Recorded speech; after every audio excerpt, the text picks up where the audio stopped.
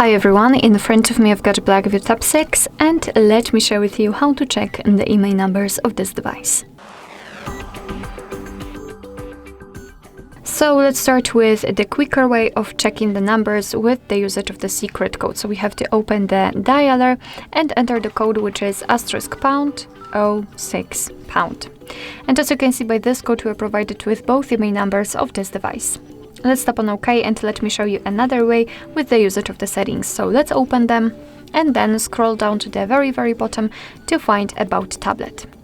Now we have to enter the status information, and as you can see right here we've got both IMEI numbers for both SIM slots.